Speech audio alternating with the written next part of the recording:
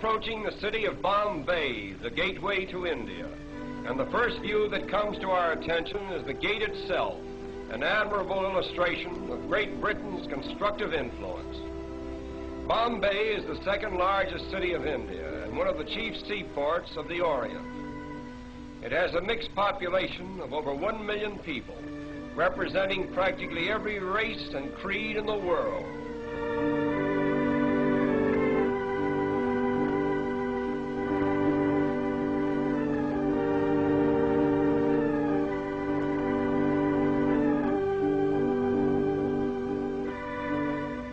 The Taj Mahal Hotel is unquestionably the most pretentious one in all of India.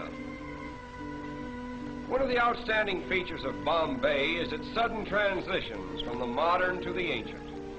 This scene, for example, was taken a few minutes from the heart of the city, where the 15th century is constantly rubbing shoulders with the 20th. These automobiles cutting into this line of ancient vehicles suggest an odd symbolism which typifies all of India, where time and time again the new cuts into the old. But the gap is soon filled in, and the ancient procession goes on in strange defiance.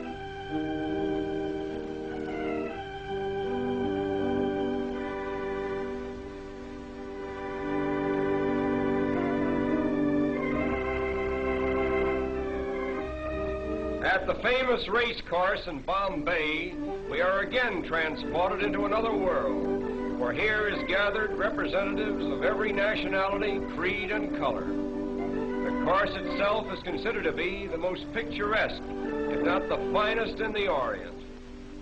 We are particularly interested in the costumes worn by the Parsi women. The Parsis are the descendants of exiled Persians.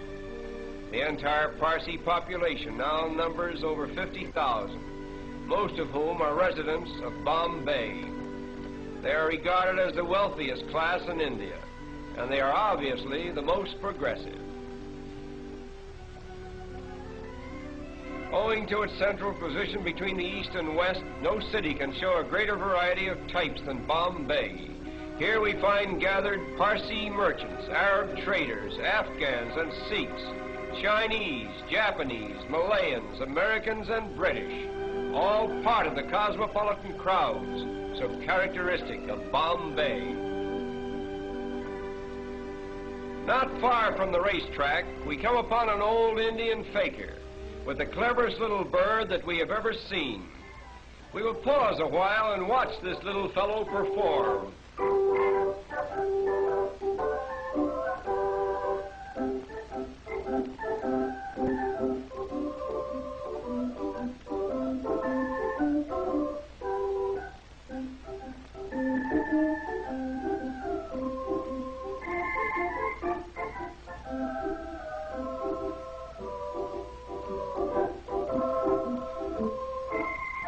All this work is just to get a little seed that is lodged in a tiny bucket.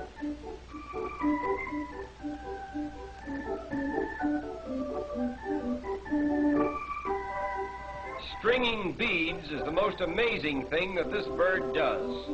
A needle is fastened to one end of the thread.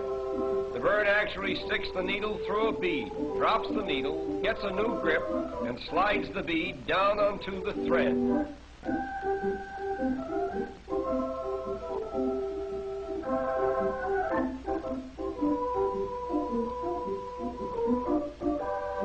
But there is much more to see, and our time is limited. So we will leave this little bird with his beads and continue on to a picturesque fishing village just a short distance from Bombay. This quaint little habitation seems to have no connection with the mainland, and life in general appears to be carried on quite apart from the outside world. All the people who live here are engaged in the fish industry, and as strange as it may seem, many of them are strict vegetarians and therefore will not eat fish of any kind.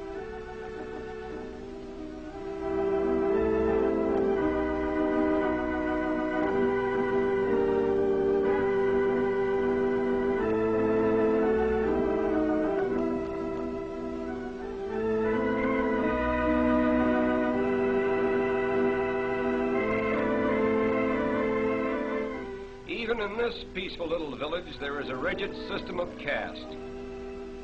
Here we find two attractive young ladies of the proud fisherfolk class. The dress each is wearing is called a sari. It is a one-piece garment which unwinds to about 8 yards in length. Look closely at these young ladies and you will see a round dot in the center of their foreheads. This dot, which is usually made of red paint, signifies that the wearer is married or eligible for marriage. The flower pot before which they are standing contains the sacred Tulsi Plant, an emblem of virtue, which is worshipped exclusively by Indian girls. The story goes that a certain virtuous maiden named Tulsi was changed into a plant just as she was about to be assaulted by a demon.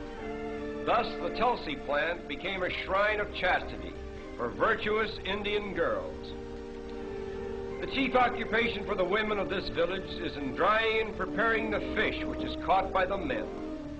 The method for treating the fish is to first soak them in salt and then lay them out on the sun-baked ground. When they are thoroughly dried, they are tied in small bundles and sent to market. These women are treating a smaller species of shrimp, which is swept about in this manner until it is sufficiently salted and dried. It is then used in preparing the famous Indian curry. No picture of India could possibly be complete without a view of its royal elephants on parade.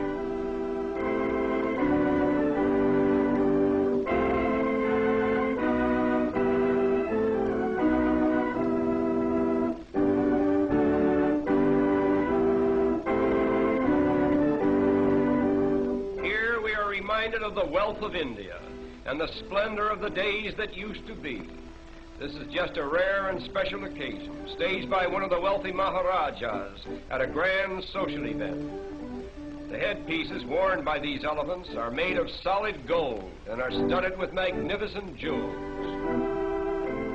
But now our journey is coming to an end. We will take one last look at Bombay before we draw our visit to a close. To the observing tourist, this view is more than just a picture. It is Bombay, the gateway to India. Through it flows the commerce of an empire. Great commercial houses, stately public buildings, and educational institutions flank its broad thoroughfares. Railways converge here from every state in India, and steamship routes diverge to the ends of the earth. Such has been the first constructive imprint of Western civilization upon this much talked of and generally misunderstood country. And so our journey ends. We bid farewell to Bombay, the gateway to India.